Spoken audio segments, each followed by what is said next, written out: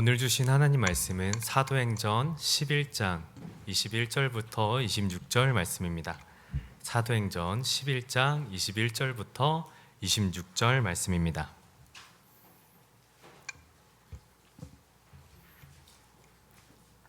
네, 저희 말씀 받으실 때 경건한 마음으로 받으시기 바랍니다.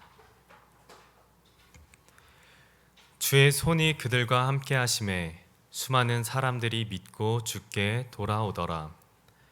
예루살렘 교회가 이 사람들의 소문을 듣고 바나바를 안디옥까지 보내니 그가 이르러 하나님의 은혜를 보고 기뻐하여 모든 사람에게 굳건한 마음으로 주와 함께 머물러 있으라 권하니 바나바는 착한 사람이요 성령과 믿음이 충만한 사람이라.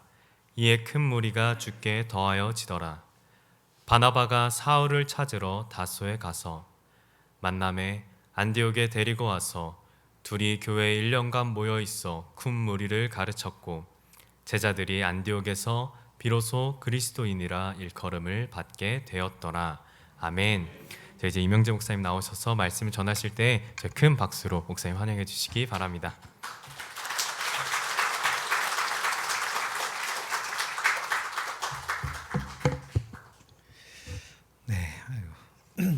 환영해 주셔서 감사합니다. 제가 지난 2월에 왔었더라고요.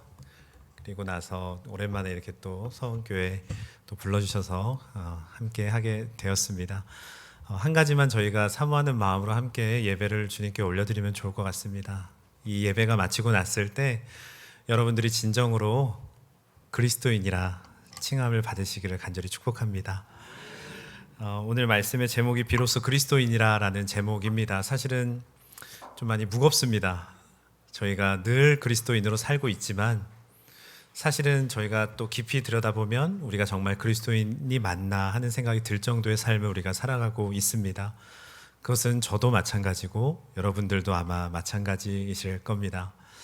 하지만 오늘 말씀 그대로 예수를 믿지 않던 그들도 결국에는 그리스도인이라 칭함을 받았습니다.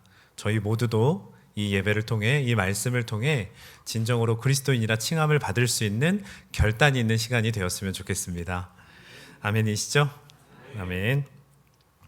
우리 감리교를 영어로 메소디스트 처치라고 합니다. 메소디스트의 이 어원의 기원이 규칙쟁이입니다. 존 웨슬리 목사님, 저희 감리교를 시작하셨던 창시자인 우리 존 웨슬리 목사님께서 정말 아주 체계적이고 구체적이고 하루의 삶을 거의 분단위로 쪼개서 이렇게 생활을 하셨는데 그것을 신성회라는 모임을 통해서 함께 그 삶을 사셨습니다. 새벽 3시 반 정도, 4시 정도에 일어나셔서 하루 일과가 시작이 되는데요. 그냥 씻고 밥 먹고 잠깐 쉬었다 이런 일과가 아니라 기도를 세게 하시고 말씀을 세게 읽으시고 묵상도 세게 하시고 또 기도를 세게 하시고 이런 하루 동안의 일과가 계속 반복되는 것이 그 신성회 모임의 특징이었습니다. 그들의 모습을 보면서 사람들이 했던 얘기가 아유 저 규칙쟁이들이라는 표현이었습니다. 사실은 좋은 표현은 아니었습니다. 비아냥거리면서 했던 표현이 바로 메소디스트였습니다. 그들은 메소디스트야, 규칙쟁이야. 그들은 규칙 없이는 못 살지도 몰라. 너무 규칙적이어서 그들의 삶을 비아냥거리면서 했던 이야기가 메소디스트였습니다. 하지만 존 웨슬리 목사님은 그것에 아랑곳하지 않으시고 꾸준히 계속해서 자기의 시간, 자기의 삶을 아주 정확하고 명확하게 시간 단위로 잘 정리를 해서 그런 삶을 사셨죠. 그렇기 때문에 정말 수많은 이들을 복음을 통해서 주님께 돌아올 수 있게 하셨고 그리고 지금까지도 우리가 그 감리교회 전통을 이어서 이 교회를 세워 나가고 있습니다. 여러분 오늘 말씀 26절에는요 제자들이 안디옥에서 비로소 그리스도인이라 일컬음을 받게 되었다라는 표현이 나옵니다. 그리스도가 없는 그리스도인은 없습니다. 맞을까요? 우리는 그리스도인입니다. 그리고 때로는 성도라고 부르죠. 같은 말입니다. 예수를 따르는 사람을 그리스도인이라고 부릅니다. 그리고 주님이 가신 그 길을 따르는 자를 성도라고 부르죠. 여러분들이 세상 가운데 나가셨을 때 많은 이들이 우리를 보고 저 사람은 예수를 믿는구나. 저 사람은 성도구나. 저 사람은 예수님을 따르는 그리스도인이구나 라고 칭함을 받고 계신가요? 우리가 만약에 그렇지 않다면 이 시간 말씀을 통해서 다시 한번 나 자신을 좀 들여다볼 필요가 있습니다. 우리가 어느덧 예배당에 나와서 예배를 드리고 있지만 예수님을 따른다고 해서 제자훈련도 받고 예수동행 일기까지 쓰면서 우리가 주님을 따른다고 하고 있지만 정말 세상 사람들이 우리를 그리스도인이라 칭하지 않고 있다면 지금 무언가 잘못되어 있다는 것이죠.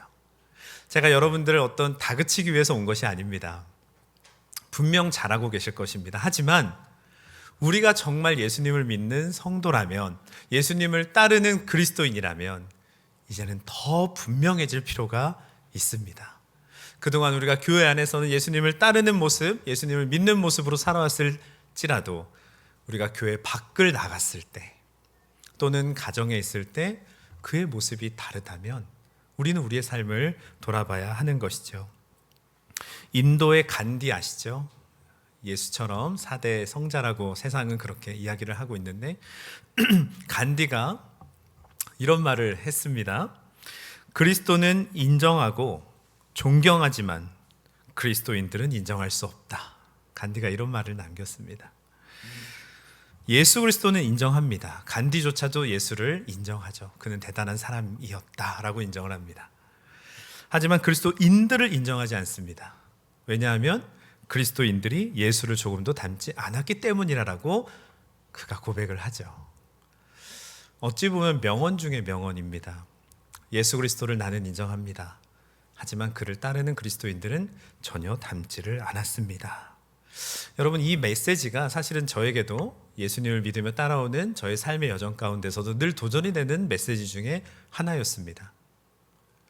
예수님을 믿지 않는 이들이 예수님을 인정하지만 성도들을 인정하지 않는다는 것. 왜 그래야만 하는가? 우리는 왜 그 취급을 받아야 하는가? 왜 아직도 우리 한국 교회는 세상으로부터 공격을 받고 있는가? 여러분, 이것이 우리에게는 질문이 돼야 되고 고민이 되어야 합니다. 우리 서원교회가 정말 세상으로부터 존경받고 있는 교회일까?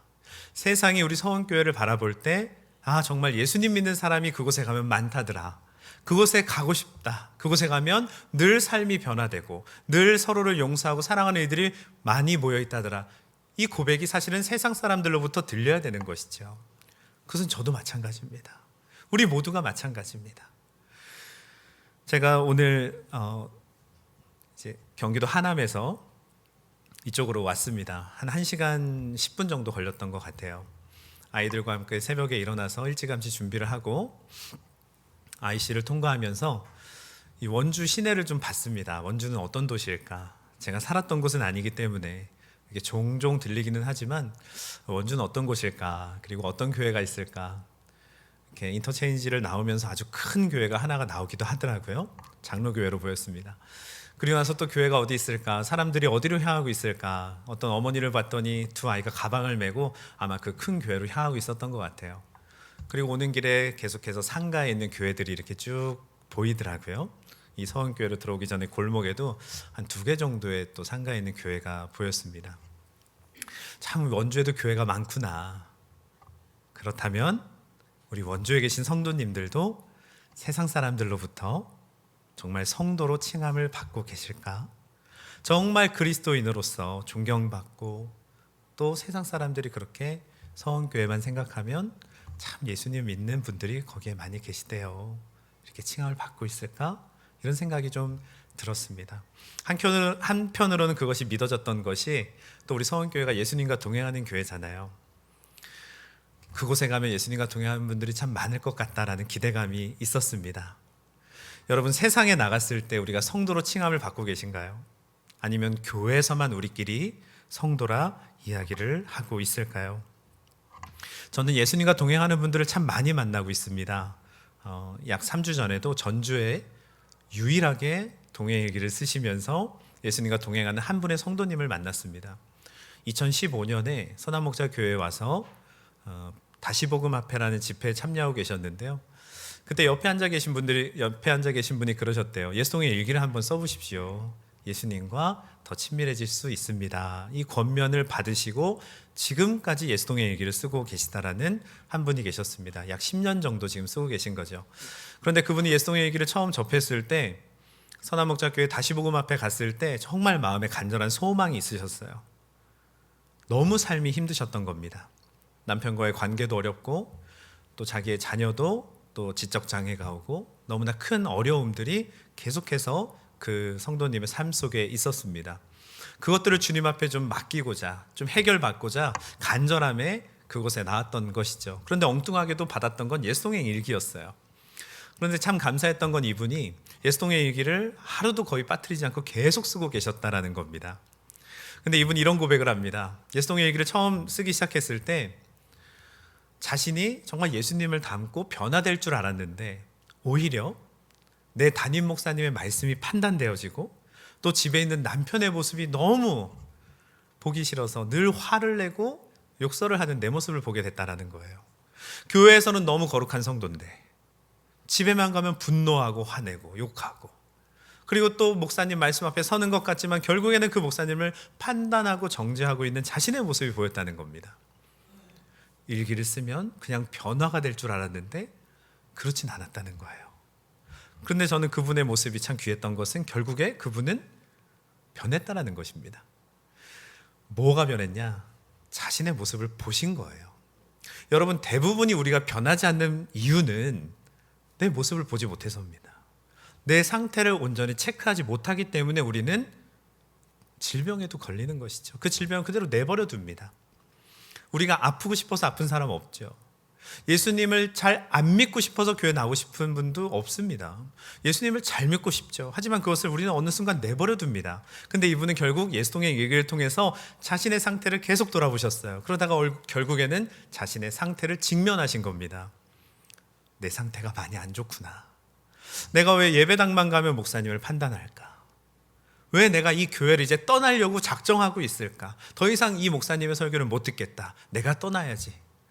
이런 결단까지 가실 뻔했다는 거예요. 그런데 이분이 결국에는 자신의 상태를 아시고 문제는 나였구나. 이걸 깨달으셨다는 거예요. 그래서 결국 이분을 제가 3주 전에 만났을 때 결단을 내리셨더라고요. 교회는 떠나지 않습니다. 그리고 일기도 계속 씁니다. 왜? 예수님을 잘 믿고 싶기 때문이에요. 내 상태를 매일 마주하면서 내가 얼마나 괴물이 되어 있는지, 내가 교회선 성도지만 집에만 가면 분노하는 내가 얼마나 괴물이 되어 가는지를 이 성도님은 분명히 보셨던 겁니다. 여러분, 예수동의 일기를 왜 쓸까요? 저는 예수동의 운동 사역을 하는 이명재 목사입니다.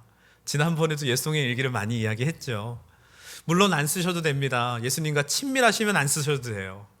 하지만 예수동의 일기라는 것은요, 훈련입니다. 그 어떤 신앙의 훈련보다 가장 중요하고 필요한 우리에게 정말 주님과 동행할 수 있는 좋은 도구입니다. 우리 원주 서원교회도 예수동의 일기를 잘 쓰시죠. 저희가 항상 통계를 내요. 우리 파트너스 교회가 이제 한 100개 정도가 됐습니다. 그러면 저희가 이렇게 조금 봅니다. 일기를 보지는 않아요. 볼 수 없어요. 그것은 비밀이기 때문에. 하지만 통계를 한번 내봅니다. 우리 원주 서원교회도 또 노트로 쓰시는 분들도 계시고 잘하고 계시다고 저희가 늘 봐요. 그래서 저도 오늘 이렇게 원주에 오는 길이 늘 기대가 됐었고 오늘은 더 기대가 됐었습니다. 왜냐하면 여기에 오면 진짜 성도님들이 계실 것이 믿어졌기 때문이에요. 예수님과 동행하면서 삶을 변화시키면서 나의 모습을 직면하는 분들이 저는 여기에 많이 계시다라는 생각이 들었습니다. 아멘이시죠? 아멘입니다. 조금 전에 찬양하시는 모습을 보고 저는 너무 놀랐어요. 저는 이렇게 찬송을 가까이서 본 적이 없거든요. 근데 정말 찬양을 담대하고 강력하게 하시더라고요. 여러분, 앞으로 은혜 받고 싶으시면 첫 번째 줄에 앉으시면 돼요. 한번 우리 할렐루야 찬양대 찬양을 이 1열에서 들어보세요. 은혜를 안 받을 수가 없습니다. 오늘 말씀에 비로소 그리스도인이라 라는 말씀이 나왔죠. 그 시대적 상황은 계속해서 유대인들에게 복음이 전해지다가 이제는 하나님조차 알지 못하던 헬라파 유대인들에게까지 복음이 전해지는 역사의 시작이 바로 사도행전 11장입니다. 안디옥에 교회가 세워집니다. 그리고 그곳에 복음이 전해집니다. 참 놀라운 이야기죠. 복음이 전해졌다. 그 수가 더해졌다. 주의 손이 함께함으로 그 수가 날마다 더하여 지니라. 그 중심에는 베드로가 있었습니다. 그는 이방인 사역을 환상을 통해 시작을 하죠. 보따리가 내려오고요. 이것은 부정합니다. 내가 먹을 수 없습니다. 하지만 하나님은 먹으라 말씀하십니다. 왜 내가 정결하다는 것을 네가 부정하다느냐. 그 이야기를 다시금 사도들 앞에서 베드로가 또다시 전하는 것이 11장 앞부분의 이야기입니다. 왜 부정한, 왜 이방인들과 함께 식사를 하였소 베드로? 신문하는 거죠. 왜 율법을 지키지 않았어? 그에 대해 베드로는 하나님이 말씀하셨습니다. 하나님이 정결하다 하십니다. 이방인에게 말씀을 전하라 하십니다. 그래서 내가 고넬료의 집에 갔습니다. 오히려 베드로의 이 솔직하고 분명했던 이야기를 들은 그들은 복음 앞에 변화가 되죠. 아, 우리가 문제였구나. 그들이 문제가 아니구나. 우리가 문제구나. 복음을 전합시다. 이 놀라운 모습을 안 예루살렘 본부교회죠. 예루살렘 교회에서는 바나바를 파송합니다. 그리고 가보라고 이야기한 것이죠. 안디옥에서 왜 이런 일이 벌어집니까? 한번 가보십시오. 그리고 바나바가 도착을 합니다. 그리고 그가 모든 사람들에게 이렇게 말씀합니다. 굳건한 마음으로 주와 함께 머물러 있으십시오. 이게 바나바가 전한 이야기예요. 착한 사람 바나바, 위로의 사람 바나바. 그가 안디옥 교회에 도착해서 많은 예수를 따르기로 결단한 그 사람들에게 첫 번째 했던 이야기는 굳건한 마음으로 주와 함께 머물러 있으라 였습니다. 여러분, 저는 오늘 여러분들에게 이 말씀을 드리고 싶습니다. 여러분, 굳건한 마음으로 주와 함께 머물러 계십시오. 도망가지 않으셔도 됩니다. 내가 설령 교회에서의 모습과 세상에서의 모습이 다를지언정 여러분, 굳건한 마음으로 주님 안에 머물러 계십시오. 우리에게 중요한 것은 바로 그것입니다. 다시 또 사역을 일으키자라는 것 아닙니다. 또 대단한 어떤 일을 하자는 것 아닙니다. 우리에게 가장 먼저 필요한 것은 또다시 주님을 모른다 하고 도망치는 것이 아니라, 또다시 교회 안에서는 거룩한 성도지만 나가서는 성도의 옷을 벗고 살아가는 것이 아니라, 언제나 어디서나 굳건한 마음으로 그리스도의 모습으로 살아가는 것이 중요하다는 것이죠. 여러분, 혹시 교회 문을 나서실 때 이제 성도의 옷을 벗고 나가십니까? 찬양대의 가운을 벗으실 때 성도 자체를 벗진 않으시죠? 가정에서나 직장에서나 아이들을 마주할 때나 부모님을 마주할 때나 우리가 사랑하는 이들을 마주할 때나 원수를 맞이할 때나 우리는 비로소 그리스도인이라 칭함을 받아야 됩니다. 여러분, 세상 사람들도 죄인들도 자기를 사랑하는 이를 사랑할 줄 압니다. 그렇다면 그리스도인은 어떻게 해야 되죠? 당연히 나를 사랑하는 이도 사랑해야 되고 원수도 사랑해야 되는 것이 바로 그리스도인입니다. 그 모습을 볼 때 주님을 알지 못하는 자들도 그렇구나, 예수님을 따르는 자의 모습은 저런 것이구나 하면서 교회로 발걸음을 옮길 것입니다. 여러분, 마음을 굳건하게 하는 것이 무슨 뜻일까요? 그냥 마음을 굳게 먹으면 될까요? 마음을 오늘 좀 세게 먹어야겠다, 굳게 먹었다, 안 됩니다. 그렇게 돼서는 할 수가 없어요. 흔들리지 않고 지속적으로 함께 머무르는 것이 바로 굳건한 마음입니다. 지속하는 것이 중요합니다. 여러분, 우리의 신앙은요, 지속하는 것이 중요합니다. 여름 시즌이다, 그래 뜨겁게 한번 불 받아보자, 이게 아니에요. 왜 주님은 7월에만 계십니까? 8월에만 계신가요? 그렇지 않습니다. 선교 현장에만 계실까요? 그렇지 않아요. 바로 지금 우리와 이 자리에 함께 하고 계십니다. 우리가 집에 돌아갔을 때도 그곳에 우리와 함께 하고 계십니다. 여러분, 이것을 믿는 눈이 열려야 되는 것입니다. 그래야만 우리가 굳건하게 마음을 지키면서 머무를 수가 있습니다. 저희는 마음이 많이 흔들려요. 성도든 성도가 아니든 우리는 세상을 살아가면서 얼마나 마음이 흔들리는지 모릅니다. 많은 유혹과 또 우리를 계속해서 넘어뜨리려는 이 대적의 능력에 우리는 자꾸만 넘어가죠. 그리고 교회에 나와서 똑같이 우리는 주님 앞에 회개하고 죄를 고백합니다. 그리고 나서 또다시 세상 가운데 가서 또다시 쓰러지죠. 여러분, 성도로서 굳건하게 마음을 지키고 흔들리지 않는 것, 그것은 주님 안에 거하며 주님과 동행하며 날마다 이것을 지속하기 위해서 애쓰는 것, 그것이 바로 우리 성도에게 가장 필요한 일입니다. 여러분, 예수님과 동행하기 위해서 어떤 일을 하고 계십니까? 우리가 주일만 예배를 잘 드린다고 되어지는 일은 결코 아닙니다. 우리가 매일매일 주님과의 동행을 기억하면서, 의식하면서, 또 주님이 나와 같은 것을 보고 계시고 나와 같은 일을 하고 계시고 지금도 나와 함께 하신다는 것을 믿는 것이 굳건한 마음으로 지속적으로 살아갈 수 있는 유일한 길입니다. 제가 바나바, 이 예수님과 동행하는 분들을 저희가 바나바라고 이야기를 하는데요, 방장님들을요. 제가 3주 전에 한 5분을 만났습니다. 조금 전에 첫째 한 분을 전주에서 만났다고 이야기를 드렸고, 또 대전에서 제가 한 분을 만났는데요, 그분은 제가 1년 전에도 배웠었습니다. 참 표정이 어두우셨어요. 왜냐하면 그분에게는 참 알 수 없는, 병명을 알 수 없는 질병이 있으셨어요. 좋은 음식을 먹으면, 약을 먹으면 몸이 막 공격을 합니다. 그래서 음식도 제대로 못 드시고 약도 제대로 못 드시는 아주 희귀한 질병을 앓고 계셨어요. 오히려 내 몸을 생각해서 건강한 것들을 섭취할수록 오히려 몸은 더 나빠지는, 본인도 어떻게 살아야 될지를 몰라 하시면서 그렇게 병약하게 계시더라고요. 그런데 그분이 예수동의 일기를 계속 꾸준히 쓰고 계셨습니다. 1년 전쯤에는 이분이 아주 뜨거우셨어요. 그래서 대전에 사시면서도 목요 기도회가 있다면 KTX 타고 출퇴근하시고 바로 오셔서 기도에 참석하시고, 또 자정이 될 때까지 집으로 돌아가시고, 또 주일에 뭐 예배가 있다 그러면 오시고 막 계속 오시는 거예요. 이분이 1년 동안 그 일을 하시면서 참 행복해 하셨던 것 같아요. 예수동의 얘기를 쓰시면서. 그런데 이분에게 한 가지 어려움이 있으셨는데, 예수를 너무 잘 믿은 겁니다. 그게 시어머니 눈에는 너무 좋지 않으셨던 것 같아요. 너무 예수를 뜨겁게 믿으시는 것처럼 보이신 겁니다. 가정은 마치 돌보지 않는 것처럼, 근데 예수님은 너무 잘 믿는 것처럼. 그래서 시어머니를 만날 때마다 그러셨다는 거예요. 너가 예수를 너무 잘 믿어서 문제야, 늘 이야기를 하셨대요. 심지어 예수님 믿는 시어머니신데도 그 에너지를 가족들에게 쏟으라는 겁니다. 물론 열심히 하고 계시죠. 열심히 가정생활도 하시고 신앙생활도 하시는데 그 어머니의 말씀이 너무 상처가 되신 거예요. 그런데 이 성도님이 결국 예수동의 얘기를 계속 쓰시면서 이분도 결국 자기를 마주하셨어요.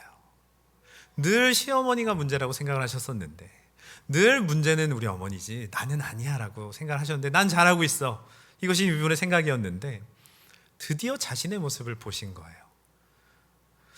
원수도 사랑하라고 하셨는데 이분이 이제 말씀이 막 실제가 되기 시작한 겁니다. 여러분, 예수동의 일기라는 것이 단순히 그냥 내 모습만 지켜보는 것이 아니고요, 말씀이 실제가 되는 역사가 있습니다. 그렇지, 내가 이렇게 살아야지, 내가 부족한데 내가 말씀대로 살아야지. 그래서 이분이 결국 시어머니를 사랑하기로 작정하셨어요. 그래서 용돈을 어느 정도 늘 드리긴 했지만 진짜 많이 드리기 시작했대요. 아이 모르겠다, 어머니를 사랑하는 표현으로 용돈을 더 많이 드려야지, 이러고 막 두툼하게 막 드렸다는 거예요. 지속적으로 그 일을 했더니 우리 시어머니가 달라지셨어요. 이 성도님을 대하시면서 너 왜 그러니? 너 왜 달라졌니? 그러셨대요. 예수 너무 잘 믿어서 그때는 이상하셨는데, 그러지 말라 그러셨는데, 결국에는 그 사랑을 베푸는 이 성도님의 모습을 보시면서 시어머님이 인정을 하신 거예요. 네가 바뀌었구나, 네가 달라졌구나. 여러분, 저는 이 성도님의 이야기를 듣는데 오늘 사도행전 11장 26절의 말씀이 생각이 나더라고요. 비로소 그들이 그리스도인이라 칭함을 받았더라. 여러분, 우리가 어떻게 성도라 칭함을 받을 수 있을까요? 그건 저도 마찬가지입니다. 목사로서 부끄러울 때도 많아요. 가족들과 있을 때는 늘 더 마음이 풀어집니다. 화도 내고요. 근데 가장 먼저는 가족들에게 성도가 돼야 되지 않겠습니까? 가장 먼저 가족들에게 그리스도인이라 칭함을 받아야 되지 않겠습니까? 제가 함께 섬기고 있는 예수동행 운동에 저희 유기성 목사님도 마찬가지셨더라고요. 사모님이 막 눈물로 간증을 하세요. 우리 목사님은 진짜 예수님밖에 몰랐다고, 교회 부흥시키고 예수님 잘 믿게 하고 성도님들하고 막 열심히 사역을 너무 하셨다는 거예요. 근데 처음에는 그게 너무 밉기도 하시고 너무 마음이 아프기도 하셨었는데, 오히려 남편이 그렇게 예수님을 너무 사랑하시는 그 모습이 이제는 너무 고맙다라고 표현을 하시더라고요. 우리 남편이 이런 목회자여서, 예수님밖에 모르는 진짜 바보 같은 목사여서 너무 좋다고 이야기를 하세요. 눈물을 흘리시면서 그동안의 삶은 참 힘들었지만 비로소 내 남편이 정말 예수님을 이렇게 사랑하는 사람이구나라는 것을 수년 전에 이렇게 느끼시게 됐다고 이렇게 고백을 하시는 것을 제가 들은 적이 있습니다. 여러분, 그리스도인이라고 칭함을 받았던 것 외부인들이 그렇게 한 것입니다.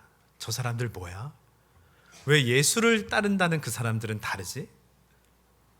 우리 안디옥엔 이런 사람들, 이런 류의 사람들이 없었는데, 하나님을 따른다 하지만, 유대인들이라고는 하지만 그들은 율법적이기만 했고 아무것도 없었는데 왜 이 사람들은 다를까? 왜 변화될까? 예수를 따르는 저들을 그리스도인이라 부르자라고 됐던 것이죠. 여러분, 저는 그런 소망이 있습니다. 우리 서원교회가 원주 지역에 정말 서원교회 성도들 다릅니다. 우리 원주의 자랑입니다. 그 교회에 가보십시오. 예수님을 어떻게 믿는지 알 수 있습니다. 이런 자랑이, 이런 소문이 나기를 간절히 원합니다. 그렇게 우리 교회를 주님이 세우셨습니다. 우리만 모여서 행복한 것이 아니라, 우리만 모여서 우리끼리만 성도인 것이 아니라 정말 세상에 나갔을 때 성도라 칭함 받을 수 있는, 그러면 내가 예수를 믿어볼게요, 그렇게 이야기할 수 있는 우리의 삶이 되었으면 좋겠습니다.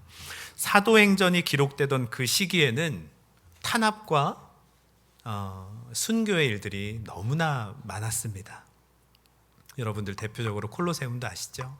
짐승에게 먹이가 되고 로마로 압송되어 가서 거기서 죽임을 당하는 일들, 야고보도 죽임을 당하고 베드로도 투옥이 되어 있는 이 현실, 그 시기에 그리스도인들이 쓴 글들이 굉장히 많은데요, 2세기에 안디옥 교회 감독이었던 이그나티우스가 로마로 압송되던 중에 7교회에게 편지를 했던 내용이 있습니다.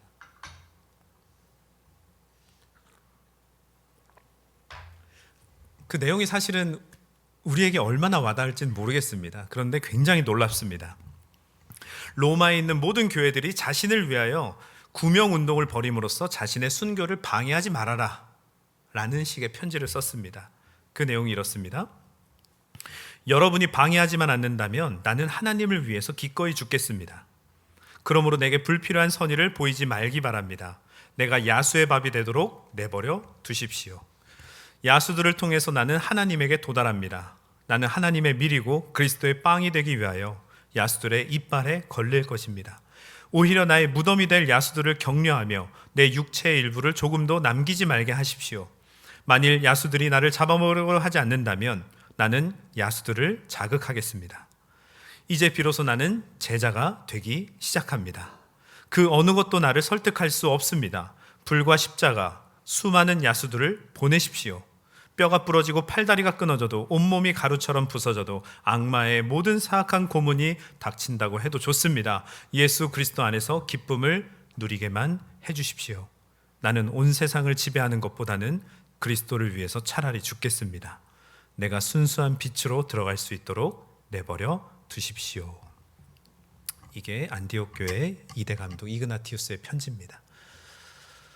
여러분, 우리에게 이와 같은 비장감은 없을지라도 우리는 지금 순교하러 끌려가지 않거든요. 그래서 그럴까요? 우리도 설령 끌려간다면 이와 같은 고백이 나올까요? 정말 그럴까요? 우리가 날마다 굳건하게 마음을 지키지 않고 머물러 있지 않는다면 아니요, 우리에게 이와 같은 일은 일어나지 않을 것입니다. 우리는 야수의 이빨에 걸리기를 원하지 않습니다. 우리는 바로 지금 당장도 내 삶에 어떠한 고난과 환난도 없기를 바라는 것이 사실은 우리의 마음이기 때문이에요. 아직도 우리는 좋은 환경을 원합니다. 우리는 앞으로의 미래를 주님께서 잘 해결해 주시기만 원하고 있습니다. 여러분, 이것은 성도만이 아니고 세상의 모든 사람이 원하는 것입니다. 여러분, 우리 주님이 정말 우리에게 원하시는 것이 무엇일까요? 우리에게는 각자의 십자가가 있습니다. 다 다릅니다. 다 똑같은 환난과 고난이 오지도 않습니다. 각자의 십자가를 지었을 때 정말 누군가는 그곳에서 굳건한 마음으로 머물러 있을 것입니다. 하지만 누군가는 그 십자가를 당장에 내려놓고 다시 구할 것입니다. 주님, 십자가 말고 다른 걸 주십시오. 그런 그에게 아무도 성도라고 칭할 수 없을 것입니다. 우리 주님도 안타까운 눈물을 흘릴 것입니다. 여러분, 세상이 우리를 바라볼 때 우리가 이제는 그리스도인이 되어야 되지 않겠습니까? 바로 그 일이 우리 서원교회에서 일어나기를 간절히 축복합니다. 우리가 포기하지 않고 도망치지 않고 끝까지 굳건한 마음으로 주님 안에 머물러 있을 때 그 일은 가능합니다. 여러분 포기하지 마십시오. 오늘은 힘드니까 그만해야겠다. 올해는 내가 그거 내려놔야지. 내가 나이가 많은데. 아닙니다. 여러분 우리 주님 곁에 갈 때까지 아닙니까? 저는 찬양대에 우리 어르신이 서 계신 게 너무 도전이 됐어요. 나도 끝까지 저렇게 주님을 노래하고 싶다. 이 마음이 우리 어르신을 보는데 생각이 나더라고요. 그 누구보다도 힘차게 하시던데요. 나이가 많으니까 앉아서 하지 않으셨어요. 똑같이 우리의 모습 똑같이 정말 주님께서는 우리 모든 성도님들에게 그와 같은 똑같은 모습을 원하고 계시다라는 것입니다. 저는 작년부터 계속해서 전국에 있는 각 교회를 다니면서 설교를 하고 강의를 하고 있습니다. 지난주는 전라도 광주에 있었고요. 그 전주에는 경상도에 또 구미에 있었습니다. 계속해서 다니고 있습니다. 많은 교회들이 예수님과 동행을 위해서 저희들에게 요청을 합니다. 유기성 목사님의 일정도 어느덧 꽉 차 있고요. 저도 어느덧 꽉 차 있습니다. 계속해서 주일마다 교회 요청이 있습니다. 우리 교회의 변화를 위해서, 우리 성도님들의 정말 진정한 성도됨을 위해서 계속해서 요청들을 하고 계십니다. 저도 이렇게 다닙니다. 낯섭니다. 매주 다른 분들을 마주하는 것이 굉장히 낯섭니다. 우리 서원교회는 글쎄요, 이제 2번 오니까 좀 익숙하긴 한데요. 2번 가는 경우는 거의 없습니다. 거의 처음 가고 인사드리고 끝입니다. 그런데 저도 그렇게 1년, 2년 사역을 하다 보니까 어느 순간 제 안에 이렇게 마음이 예수동행 운동으로 인하여서 계속해서 흔들리기도 하고 또 성도님들을 마주하는 것이 쉽지만은 않더라고요. 그럼에도 불구하고 주님께서는 머물러 있는 저에게 은혜를 주셔서 그럼에도 불구하고 지금까지 또 나올 수 있도록 힘을 주고 계십니다. 여러분 제가 어떤 여러분들과 특별하게 달라서 여기에 또 서 있는 게 아닙니다. 저는 항상 행복하지 않아요. 저도 감정의 흔들림이 있고 늘 어려움과 부침이 있습니다. 저에 대한 또 미래에 대한 생각도 늘 갖고 있습니다. 하나님께서 어떻게 인도를 하실까 불쑥불쑥 염려가 들어오기도 합니다. 똑같습니다. 여러분 성도로서 사람으로서 우리가 육신을 입고 살아가는 것 같습니다. 하지만 우리가 달라질 수 있는 이유가 있습니다. 주님과 동행하는 거죠. 예수동의 얘기를 기록하면서 나를 마주하고 또 주의 말씀 앞에 서고 계속해서 나를 주님 앞에 세워보는 것입니다. 여러분 다윗이 바로 그랬죠. 주를 항상 내 앞에 모심이요. 그의 매일의 일기가 바로 시편으로 기록이 된 겁니다. 주여 나를 버리지 마옵소서. 주여 나를 이전으로 돌아가지 않게 하옵소서. 이 수많은 악한 것들로부터 나를 건져내 주시옵소서. 이것이 매일매일 굳건한 마음으로 서 있었던 다윗의 모습인 것입니다. 여러분 주님은 우리에게 바로 이것을 원하십니다. 포기하지 않는 믿음, 날마다 동일한 믿음, 날마다 주님과 동행하며 내 모습을 마주하는 그것이 우리에게 가장 필요한 성도로서의 모습인 것입니다. 여러분 그 변화를 느껴보십시오. 우리의 가장 가까운 사람들이 이것을 느낍니다. 당신 변했네. 저희가 평신도 훈련을 온라인으로 하면 많은 분들이 간증문했습니다. 우리 엄마가 바뀌었어요. 우리 남편이 바뀌었어요. 우리 아내가 바뀌었어요. 여보 그거 언제까지 할 거야? 계속하면 안 돼? 이렇게 이야기를 해요. 모습이 너무 달라졌기 때문입니다. 그런데 저도 한 2주 전에 큰 낙심을 한 적이 있어요. 마음이 확 무너지더라고요. 이렇게 또 죄에 무너지는구나. 나도 이렇게 또 쓰러지는구나. 참 부끄럽기도 하고 그런 모습에 제가 일기를 못 썼습니다. 내가 일기를 쓰는 것이 정말 맞을까? 내가 지금 잘하고 있는 걸까? 쓸 환경이 주어졌음에도 불구하고 쓰고 싶지가 않더라고요. 그래서 제가 정말 3일 동안의 일기를 의지적으로 안 썼습니다. 참 부끄럽더라고요. 예수동에 운동을 하는 사람으로서 강의도 하고 말씀도 전하고 여러분 포기하지 마십시오. 날마다 해야 됩니다. 이런 사람이 이게 안 되는 거예요. 너무나 깊은 낙심 가운데 들어갔어요. 그러다 결국엔 다시 어떡합니까? 써야죠. 썼습니다. 참 부끄럽게도 그곳에 기록을 했습니다. 제가 이랬고 참 마음이 어려웠습니다. 이런 식으로 썼어요. 제가 함께 예수동의 일기를 쓰고 있는 나눔방이 21개가 있습니다. 제가 세보니까 21개더라고요. 참 다양한 분들이 많이 계세요. 유기성 목사님 방도 있고 또 많은 목회자들 방도 있고 평신도 그룹과의 또 방도 있고 21개가 있더라고요. 시카고 방, 홍콩 방, 인도네시아 방 여러 가지가 있습니다. 그런데 제가 그날 저의 실패를 이렇게 열심히 기록을 했더니 평소엔 댓글이 한 3개 정도 달리거든요. 이날은 13개가 달리더라고요. 많이 좋으셨나 봐요. 목회자의 이 약함을 많은 분들이 응원을 해주셨습니다. 그분들이 이렇게 써주셨어요. 한 평신도분 성도님이 저한테 쓴 댓글이신데, 늘 주님으로 완벽하실 줄 알았는데 점점점 이렇게 쓰셨더라고요. 목사님, 그럼에도 함께 일기를 나눌 수 있음에 감사합니다. 이렇게 쓰셨어요.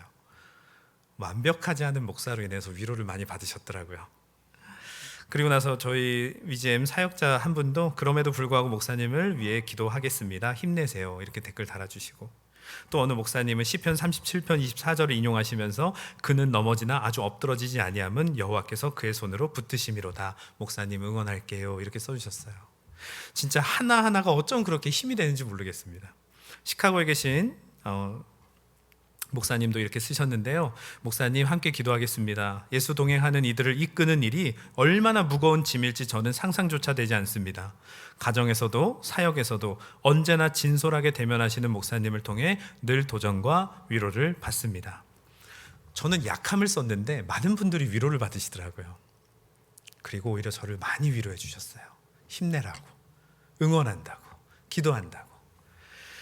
그리고 나서 유기성 목사님도 댓글을 남겨주셨는데 이게 저는 너무 감동적이었어요. 부끄럽기도 하고요. 평소에는 댓글을 그렇게 잘 남겨주시진 않는데 어떻게 또 이렇게 부족한 일기를 쓰니까 또 댓글을 남겨주신 거예요. 잘 쓴 일기를 좀 보시지. 근데 목사님께서 이렇게 남겨주셨습니다. 이명재 목사님을 지켜보며 응원하는 허다히 많은 증인들이 목사님을 사랑합니다.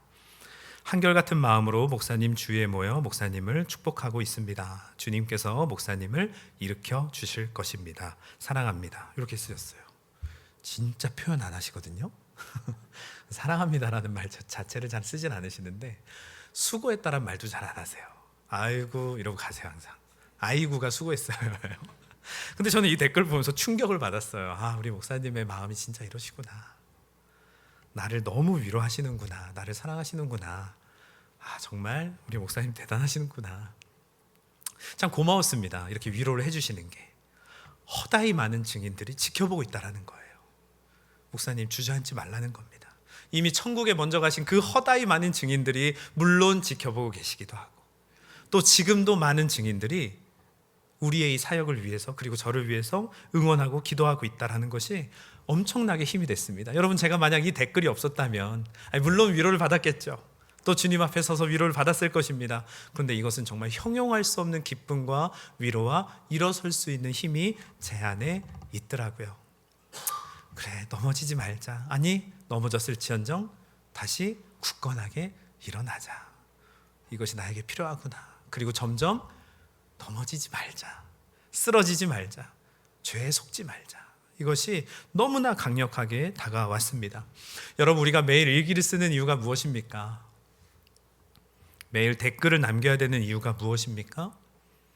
우리가 함께 모이기에 힘써야 되기 때문입니다.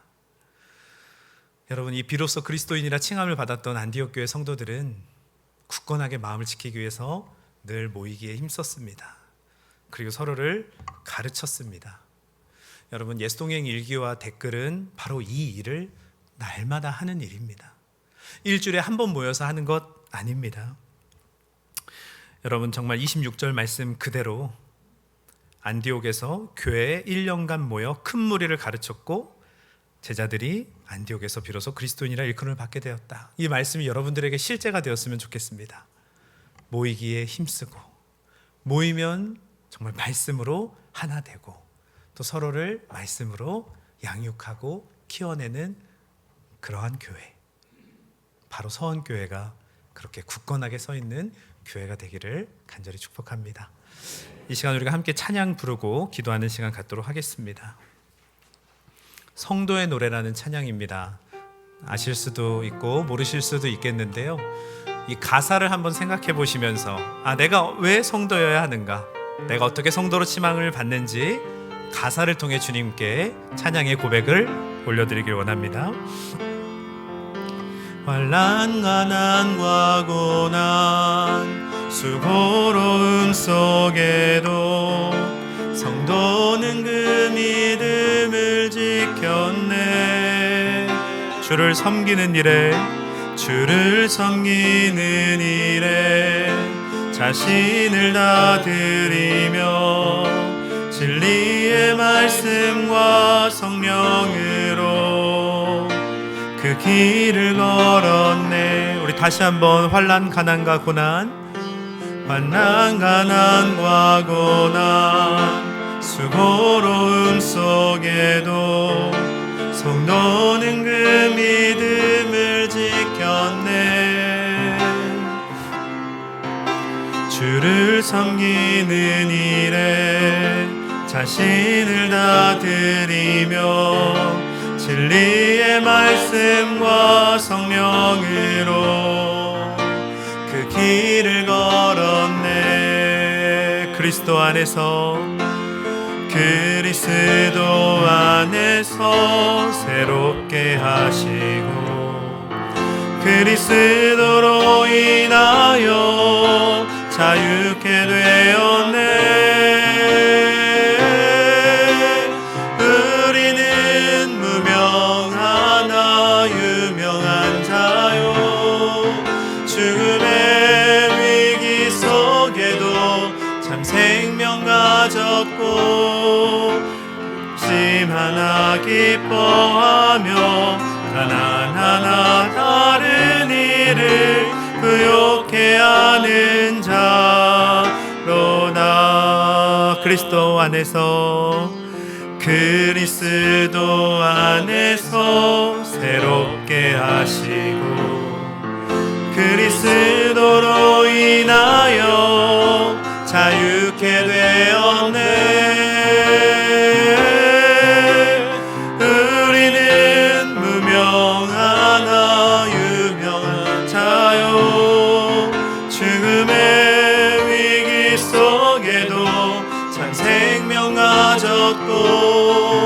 근심 하나 기뻐하며 가난하나 다른 이를 부욕해 하는 자로다. 부욕해 하는 자로다. 부욕해 하는 자로다. 우리가 이 찬양 가사 그대로 기도했으면 좋겠습니다. 세상을 살아갈 때나 우리가 성도로 살아갈 때나 환난과 고난은 똑같이 있습니다. 그렇다면 우리는 성도의 길을 택하겠습니다. 성도의 길을 택해서 주님이 먼저 가신 그 길을 따르겠습니다. 그래서 그 믿음을 지키기를 원합니다.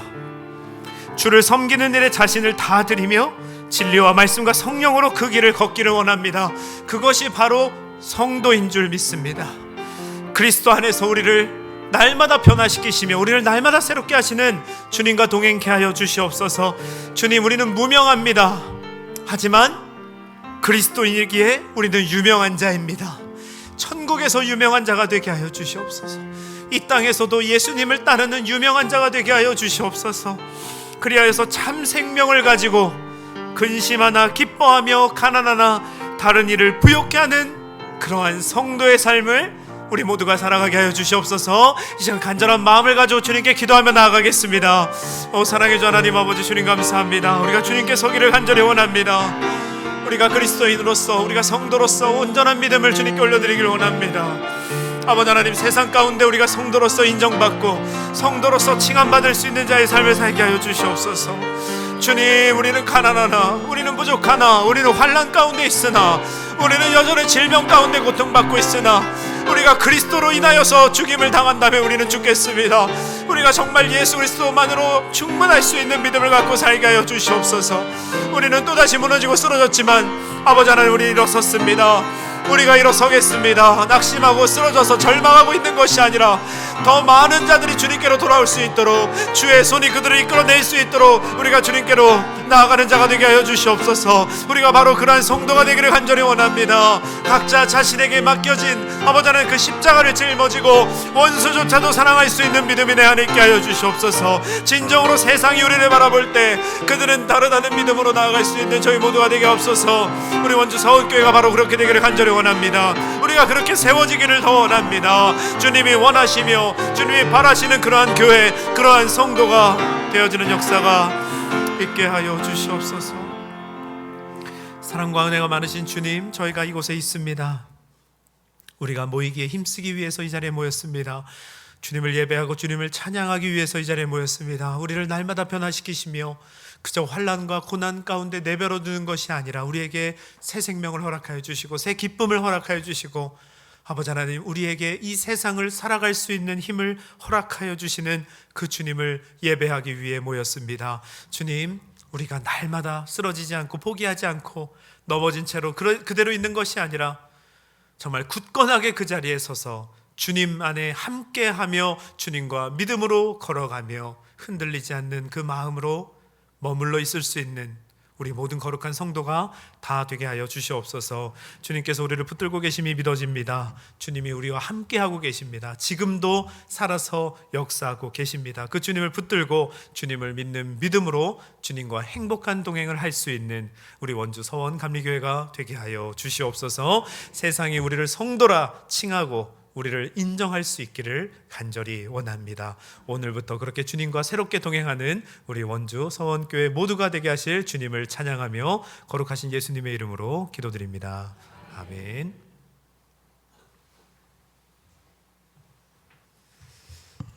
네, 저희 자리에서 일어나셔서 결단의 찬양하십니다.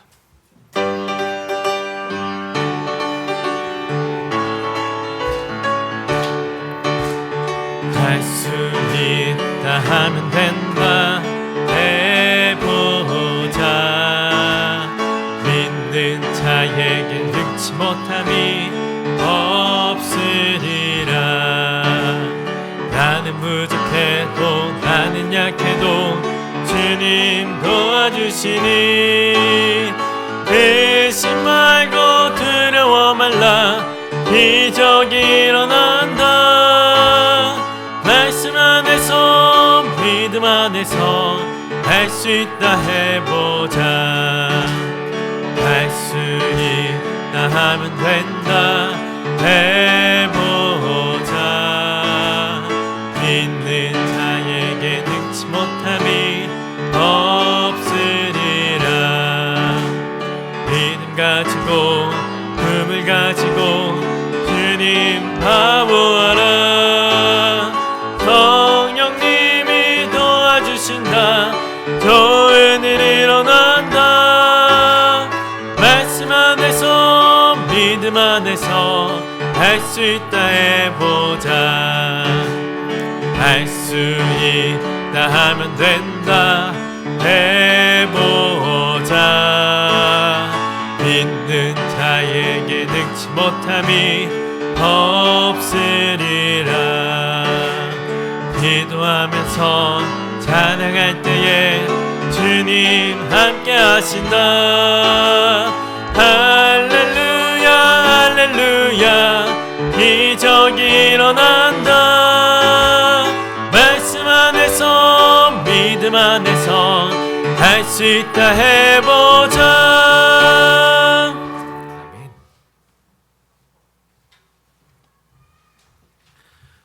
기도하겠습니다. 이제는 우리 주 예수 그리스도의 은혜와 하나님 아버지의 사랑과 성령님의 교통 역사 동행하심이